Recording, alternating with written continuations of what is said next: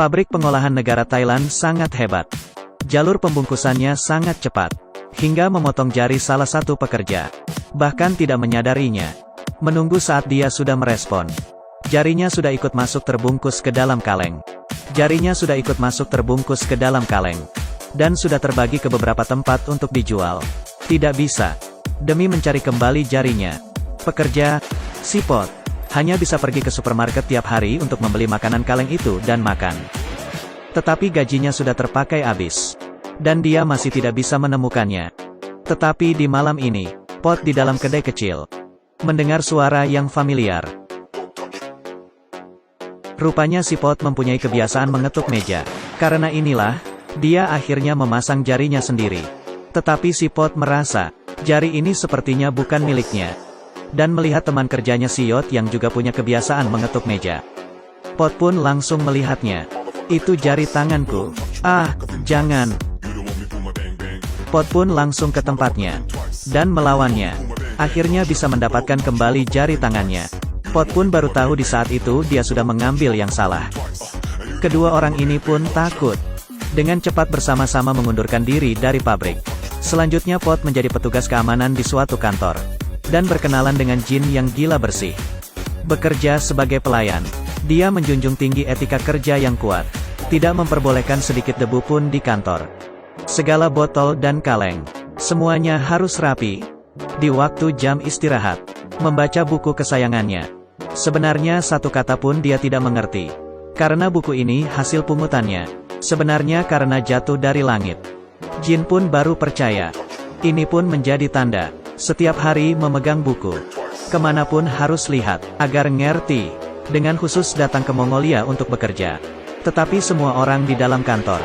Tidak ada seorang pun yang mengerti buku ini. Hingga membuat semua orang berpikir kalau Jin ini ada penyakit. Tetapi di mata Pot, Jin ini adalah malaikat. Kamu lihat dia menghentakkan kaki pun sangat seksi. Pot pun memikirkannya setiap hari. Di poster pun mukanya si Jin. Di dalam TV juga dia.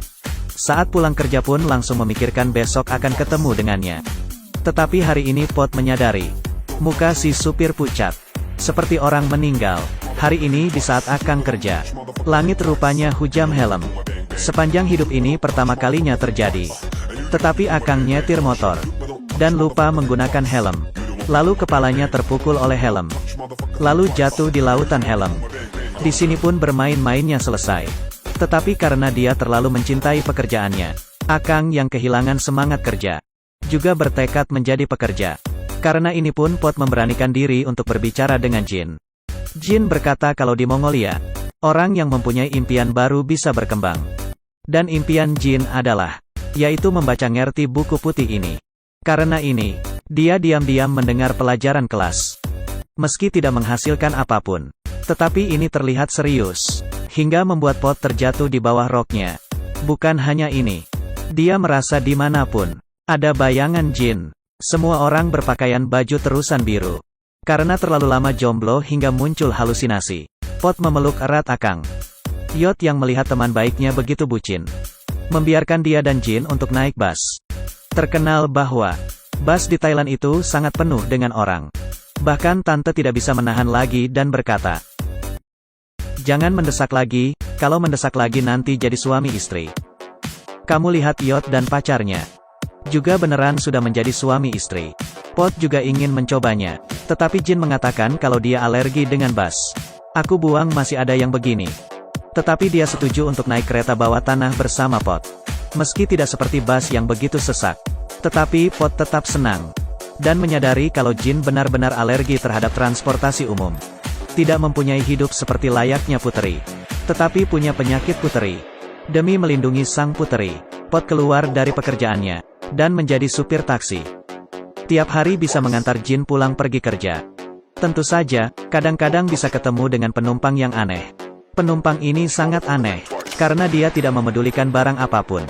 Semuanya dijilat. Di hari yang terik ini, pun bisa menjilat muka orang. Membawa dia pulang ke rumah. Menjadi alat pembersih rumah, TV, piring dan sepatu. Dan juga lantai. Semuanya dijilati hingga bersih. Pot pun sudah tidak tahan lagi. Langsung mengelem mulutnya. Lalu membelikannya permen tangkai yang banyak. Untuk dia, Jilati. Tetapi tetap saja tidak bisa mengubah sikap aneh ini. Malah menakuti penumpang lain hingga lompat dari taksi. Selanjutnya, dia pergi karena dimarahi oleh tante-tante. Pot pun akhirnya bisa menyatakan perasaannya ke Jin. Tetapi dia ditolak. Hatinya terluka dan tidak bisa berpikir jernih. Ingin menyampaikan selamat tinggal dengan dunia. Tiba-tiba muncul nenek yang sudah meninggal. Meski sekarang sudah menjadi seekor cicak. Rupanya saat dia terlahir kembali, tetap diam-diam memerhatikan cucunya. Dan membuatnya berpikir ke depan. Meski Jin sudah menemukan orang yang dapat mengubahnya sepenuh hidup. Yaitu si Peter, pejuang lingkungan. Dan memastikan, buku putih ini ada hubungan dengan perlindungan lingkungan. Karena ini, Jin bergabung dengan organisasi perlindungan lingkungan. Suatu waktu membawa kantong kemanapun untuk memungut botol plastik. Kamu lihatlah, mengumpulkannya hingga rumah penuh. Setelah itu pun harus dibersihkan dan digunakan kembali. Dan memberikannya ke orang di sekitarnya. Ini pun hanya Pot yang mau menerima. Yang lebih menakutkan lagi, rumahnya dipenuhi dengan botol plastik. Di dalam rumah pun tidak ada tempat untuk menginjakan kaki. Demi mengumpulkan botol plastik menolong dunia, Jin pun keluar dari pekerjaannya. Di saat Pot datang melihatnya, botol plastik di depan rumahnya sudah tertumpuk menjadi gunung. Ketinggiannya sudah hampir membuat orang sesak napas. Itu pun menjadi suatu pemandangan di Mongolia. Di atas pun ada beberapa anak kecil yang sedang bermain. Pot naik ke puncak, dengan keras meneriaki nama Jin. Jin di saat itu sedang melakukan demonstrasi demi perlindungan lingkungan. Di tengah orang-orang, dia sepertinya melihat sebuah bayangan. Jin sangat gembira. Dia dengan cepat menanyai tentang rahasia buku putih itu.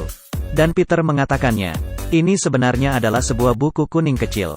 Tetapi buku ini adalah kepercayaannya di hampir sepanjang hidupnya. Jin yang selesai mendengarnya, di saat itu juga pun pingsan. Untung saja di saat itu ada Pot yang menopangnya. Dan membantunya mengantar pulang ke rumah. Tetapi Jin yang tidak bisa menahan semuanya, berubah menjadi murung, dan memutuskan untuk pulang sementara waktu. Karena ini, Pot pun juga meninggalkan Mongolia. Tetapi karena sudah terbiasa dengan hidup di kota, kehidupan di kampung halaman terasa menjadi sangat lambat. Pot akhirnya pulang.